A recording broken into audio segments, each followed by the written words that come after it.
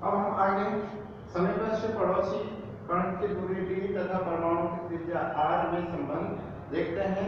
किस प्रकार एकक कोशिका के उसके मध्य की दूरी और त्रिज्या में संबंध होता है। यहाँ सबसे पहले सरल घनीय एकक कोशिका की बात करें, जिसको हम ऐसे से शुरू करते हैं। इनके पड़ोसी कणों की जो मध्य की दूरी होती है a होती है, और इसको अगर 2 से भाग दे दिया जाए तो इसकी त्रिज्या यानी a/2 प्राप्त होती है। दूसरी बात करें फलक केंद्रीय यानी एफसीसी की बात करें तो इनके मध्य पड़ोसी कणों के बीच की जो दूरी होती है a√2 होती है, ठीक है। और इनकी जो त्रिज्या होती है a/2√2 होगी, ठीक है। तीसरी जो होती है घनीय अंतर केंद्रित घनीय यानी बीसीसी, और बीसीसी के मध्य जो होता है इनके कणों के मध्य की जो दूरी होती है √3/2a होती है, और इनकी जो त्रिज्या होती है √3/4a होती है। हम थोड़ा सा ध्यान दे दें, सपोज दैट ये आपका कोई घन है, ठीक है। तो इन घन में देखा जाए तो यहाँ पर आपके कण होते हैं, परमाणु अणु और आयन होते हैं। तो अभी जो है कणीय क्रिस्टल की बात करें तो ये जब दोनों आपस में मिलते हैं तो इनके मध्य की जो दूरी होती है वह 1 कहलाती है। और जब ये आपस में मिलते हैं इस प्रकार संकुलित होते हैं जब दो कण, तो यहाँ से यहाँ तक की जो दूरी होती है आपकी 1 कहलाती है, ठीक है। और इन दोनों के बीच का जो आधा आपका कहलाता है इसकी त्रिज्या कहलाती है। तो इस प्रकार ये होता है। दूसरा है फलक केंद्रित की बात करें तो फलक केंद्रित में भी यही स्थिति होती है। इसमें थोड़ा सा बीच में आप जानते हैं कि एक एक फलक पर आपका परमाणु होता है, तो यहाँ, ठीक है, और एक बीच में यहाँ होता है। तो इस प्रकार इसके बीच की जो दूरी होती है ये कणों के मध्य की जो दूरी हो जाती है a/√2 हो जाती है, और उनकी त्रिज्या यह हो जाती है। इसके बाद हम बात करते हैं क्रिस्टल तत्व में अवयवी कणों के निविड़ संकुलन की बात करते हैं।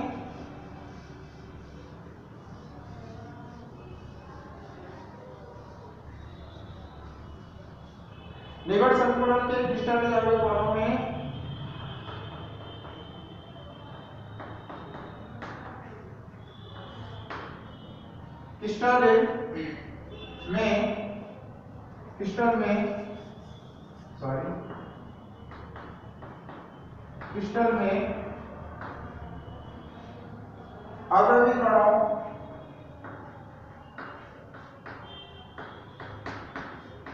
क्रिस्टल में अवयवी कणों का निविड़ संकुलन, ठीक है। यह निविड़ संकुलन को हम 2 प्रकार से शो कर सकते हैं। एक आपका होता है एक विमानी संकुलन,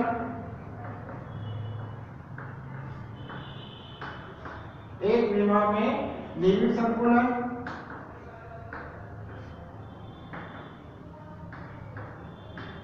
और दूसरा आपका होता है द्विविमा में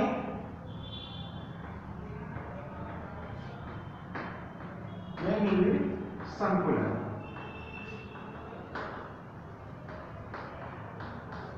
ठीक है।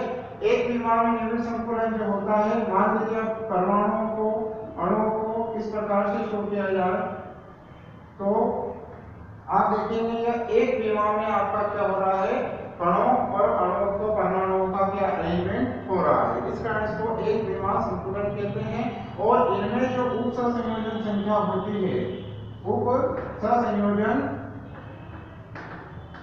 जो संख्या होती है कणों के बीच, वह आपकी क्या होती है। देखिए एक जो आपका कण है, एक जो परमाणु है, ये 2 लोगों से आपके इसमें घिरा हुआ है। इस कारण इसकी जो उप संयोजन संख्या आपकी कितनी हो जाएगी, 2 हो जाएगी। दूसरा होता है आपका द्विविमा निविड़ संकुलन, इसको 2 भागों में और बांट सकते हैं। एक होता है आपका वर्ग निविड़ संकुलन,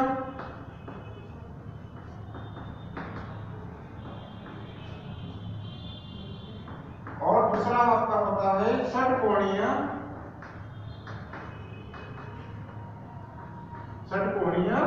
निविड़ संकुलन।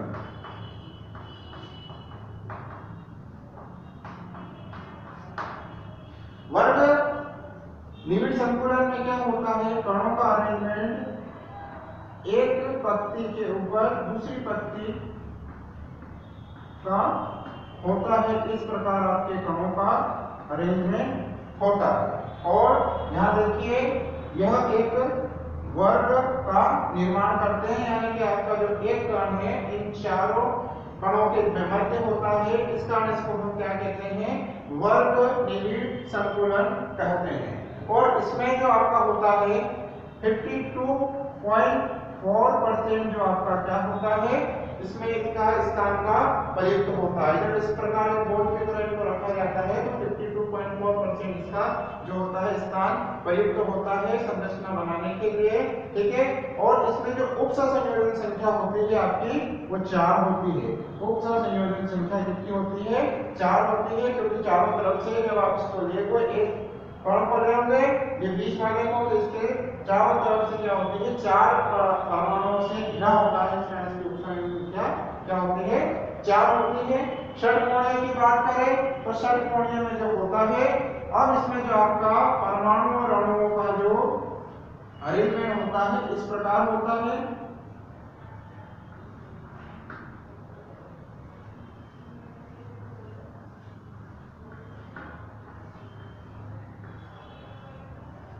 ठीक है, तो जो एक आपका जो कण होता है वह देखो 6 अन्य परमाणुओं से घिरा होता है। इस कारण इसको हम क्या कहते हैं, षटकोणीय आपका निविड़ संकुलन कहते हैं, क्योंकि एक परमाणु आजू बाजू के 6 परमाणुओं से क्या होता है, जुड़ा होता है।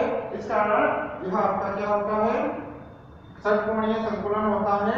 और इनके मध्य जो इनका जो स्थान प्रयुक्त होता है 60.4% इसका स्थान प्रयुक्त होता है, स्थान इसमें प्रयुक्त होता है। और इसकी जो उपसंयोजन संख्या जो होती है आपकी यह 6 होती है। इस प्रकार ये आपके अवयवी कणों के अरेंजमेंट के अकॉर्डिंग निविड़ संकुलन का आपको निविड़ संकुलन प्राप्त होता है।